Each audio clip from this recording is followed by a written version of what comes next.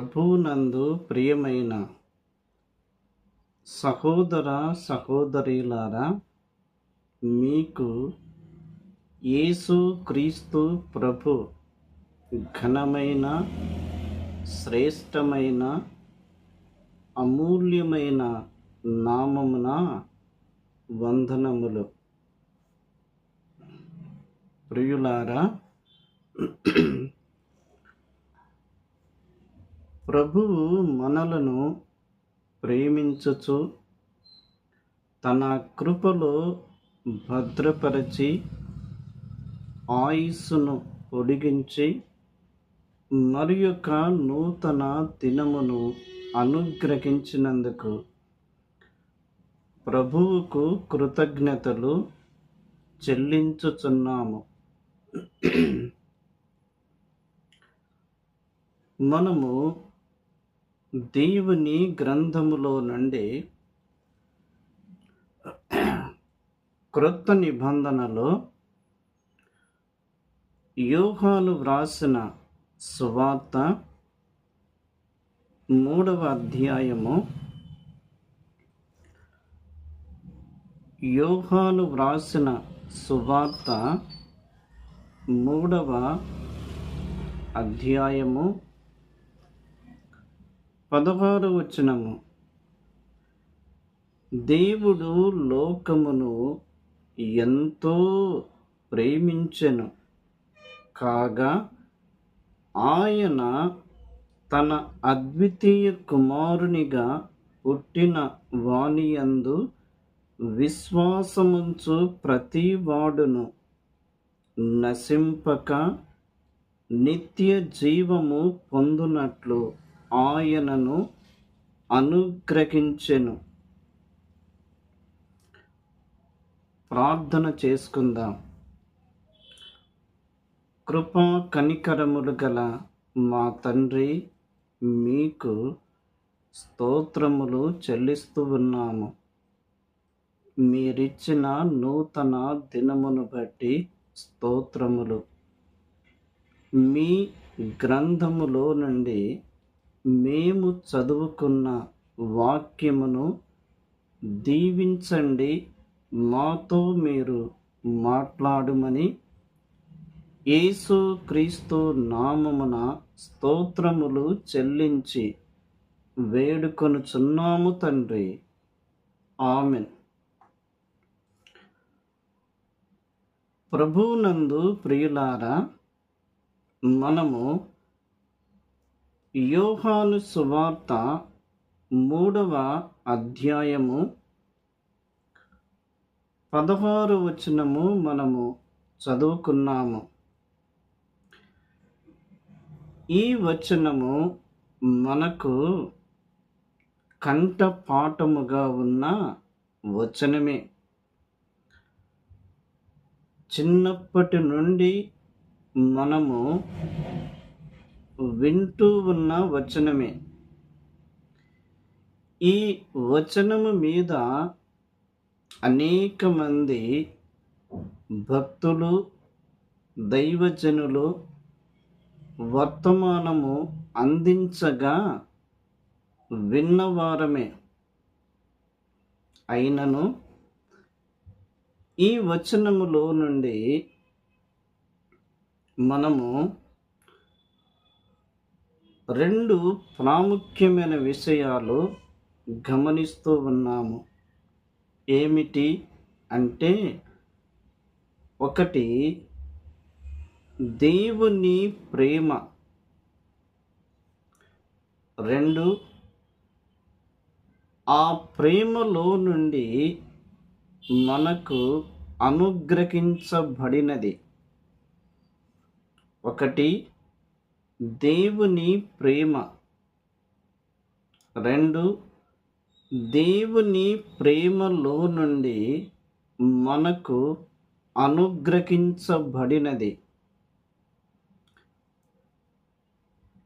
దేవుడు లోకమును ఎంతో ప్రేమించెను. దేవుని ప్రేమ అపారమైనది. దేవుని ప్రేమ అమూల్యమైనది. దేవుని ప్రేమ అనంత జ్ఞానము. దేవుని ప్రేమకు అవధులు లేవు. దేవుని ప్రేమ శాశ్వతమైనది, విలువైనది, అమూల్యమైనది, అపారమైనది, అవధులు లేనిది, మన జ్ఞానమునకు మించినది, శాశ్వతమైనది. దేవుడు సమస్తమును ప్రేమించుచున్నాడు. దేవుడు లోకమును ప్రేమించెను అంటే లోకములో ప్రతి మానవుని ఆయన ప్రేమించుచున్నాడు. లోకములో పాపులు ఉన్నారు. పాపములో నుండి ప్రత్యేకపరచబడిన పరిశుద్ధులు ఉన్నారు. నీతిమంతులు ఉన్నారు, అనీతిమంతులు ఉన్నారు. భక్తిహీనులు ఉన్నారు, భక్తి గలవారు ఉన్నారు. లోకముతో అంటు కట్టబడిన వారు ఉన్నారు. లోకములో నుండి ప్రత్యేకపరచబడిన వారు ఉన్నారు. మెట్టుకు దేవుని ప్రేమ అందరి మీద నిలిచి ఉన్నది. ఆయన ప్రేమను ఏమని వర్ణించగలము? నీతిమంతుల మీదను అనీతిమంతుల మీదను వర్షమును కురిపించుచున్నాడు. నీతిమంతులకు అనీతిమంతులకు సూర్యుడు వెలుగుని ఇచ్చుట, చంద్రుడు తన కాంతిని ఇచ్చుట, గాలి, నీరు, దేవుడు సిద్ధపరిచిన సమస్తము కూడా నీతిమంతులు పొందుతూ ఉన్నారు, అనీతిమంతులు పొందుతూ ఉన్నారు. దేవుడు లోకమును ఎంతో ప్రేమించెను. యోహాను సువార్త 1వ అధ్యాయము 1వ వచనములో చూచినప్పుడు, ఆదియందు వాక్యము ఉండెను, వాక్యము దేవుని యొద్ద ఉండెను, వాక్యము దేవుడై ఉండెను. 14వ వచనములో, ఆ వాక్యము శరీరధారి అయి కృపా సత్య సంపూర్ణుడుగా మన మధ్య నివసించెను.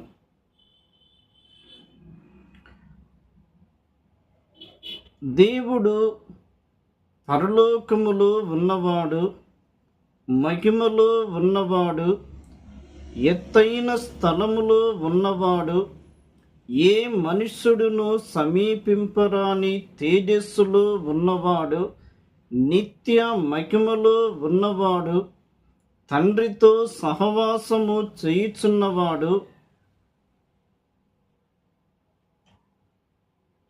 విడిచిపెట్టకూడని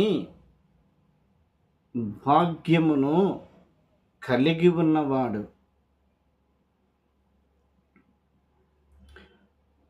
పరలోకము నుండి భూలోకమును తొంగి చూచినప్పుడు ప్రతి మానవుని యొక్క పరిస్థితి చాలా దుర్భరముగా ఉంది. ప్రతి మానవుడు తన క్రియలు చెరిపివేసుకున్నాడు.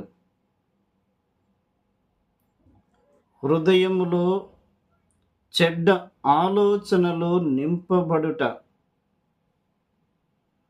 ప్రవర్తన చెడిపోవుట, మాటలు తప్పిపోవుట, క్రియలు దేవుని దృష్టికి యోగ్యముగా ఉండకపోవుట, సమస్త శరీరులు తమ మార్గమును చెరిపివేసుకొనిరి. దేవుని సన్నిధికి దూరముగా ఉన్నవారు.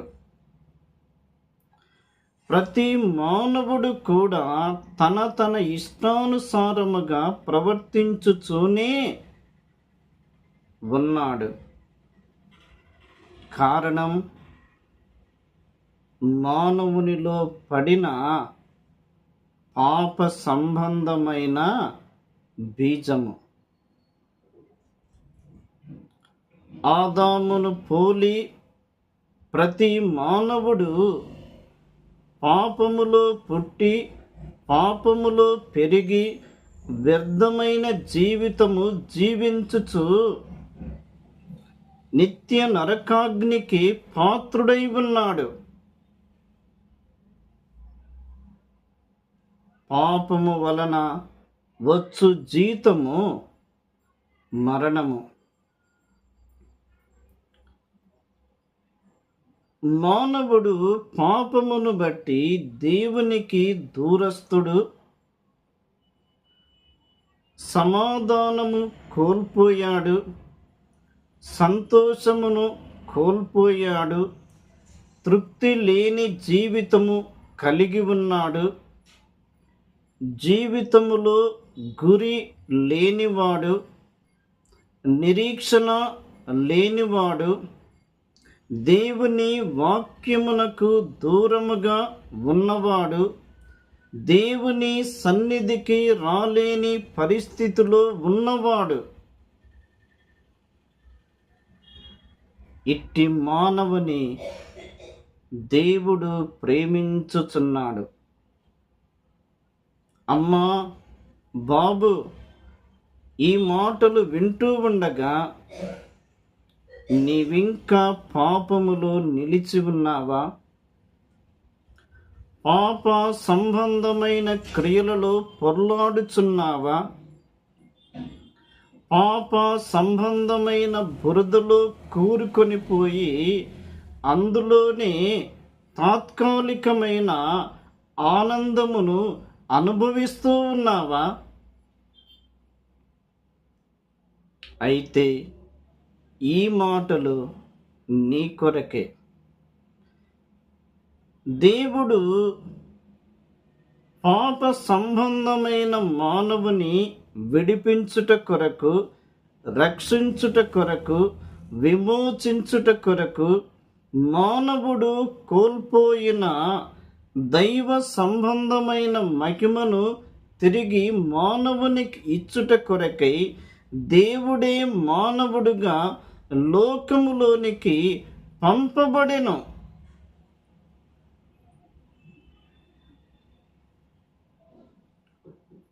ఆకారమందు మనుష్యుడిగా కనబడెను,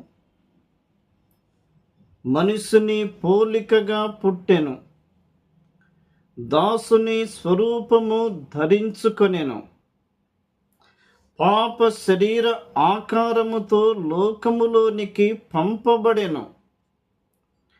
ఈ లోకములో 33.5 సంవత్సరములు ఆ ప్రియ ప్రభు యోగ్యుడుగా జీవించెను.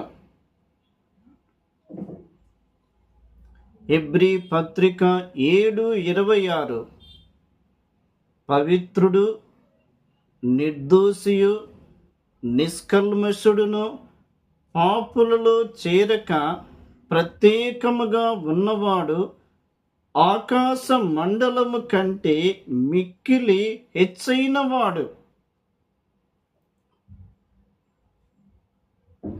మన పాపములు తీసివేయుటకు సరిపోయినవాడు. అందుకే రోమా పత్రిక 8వ అధ్యాయము 2, 3, 4 వచనాలు మనము చదివితే, పాప శరీర ఆకారముతో పంపబడెను,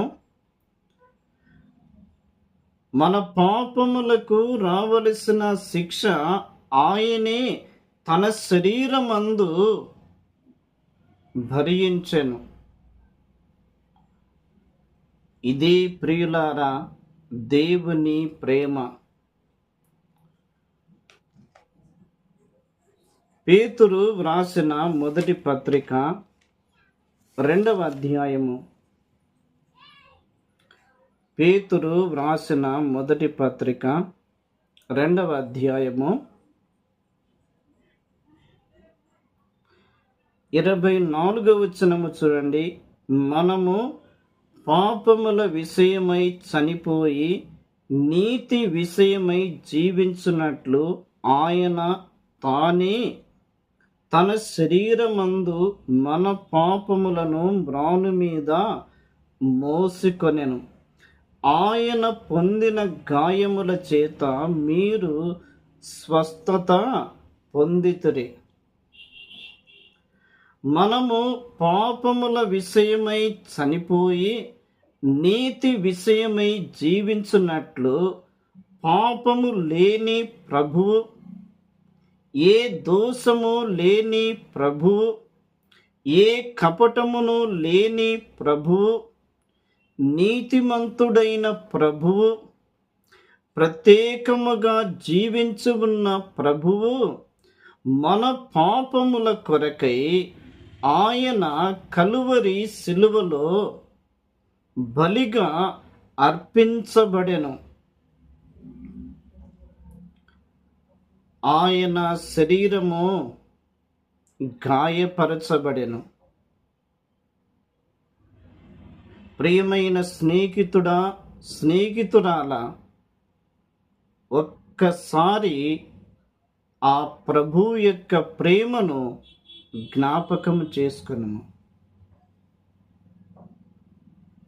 నీ కొరకే, నీ పాపముల కొరకే యేసు క్రీస్తు ప్రభువు సిలువలో బలియాయను. దూషించబడియు బదులు దూషింపలేదు, శ్రమ పెట్టబడియు బదులు శ్రమ పెట్టలేదు, న్యాయముగా తీర్పు తీర్చు దేవునికి తన్ను తానే అప్పగించుకొనెను. మన కొరకై బలి అయిపోయిన క్రీస్తును, మన కొరకై ప్రాణం పెట్టిన క్రీస్తును, మన కొరకై అమూల్యమైన రక్తమును చిందించిన క్రీస్తును, మనము నీతిమంతులముగా తీర్చబడుటకై మృతులలో నుండి లేపబడిన క్రీస్తును, మహిమపరచబడిన క్రీస్తును, పరిశుద్ధుల కొరకై పరలోకములో నిరంతరము విజ్ఞాపనము చేయుచున్న క్రీస్తును మనము జ్ఞాపకము చేసుకోవాలి. యేసు క్రీస్తునందు విశ్వాసముంచి యేసు క్రీస్తు రక్తములో కడుగబడి యేసు క్రీస్తు ద్వారా పాప క్షమాపణ, పరలోక రాజ్యము, పరిశుద్ధత, పరలోకపు స్వాస్థ్యము పొంది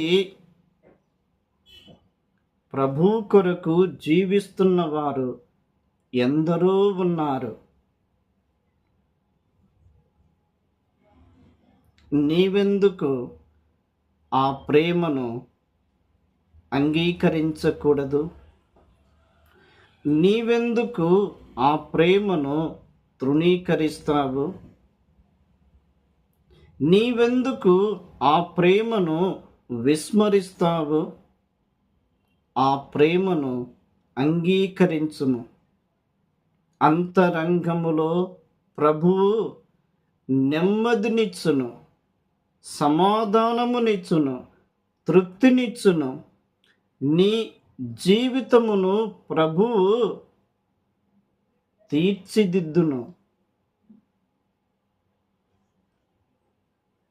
అట్టి కృపలోనికి ప్రభువు నిన్ను, నన్ను, మనలను నడిపించునుగాక. ప్రార్థన చేసుకుందాం. కృపా కనికరములు గల మా తండ్రి, స్తోత్రములు. మీ మాటలు దీవించండి, మా హృదయములో ముద్రించి ఫలింపచేయమని యేసు క్రీస్తు నామమున స్తోత్రములు చెల్లించి వేడుకొనుచున్నాము తండ్రి. ఆమెన్. అందరికీ వందనములు.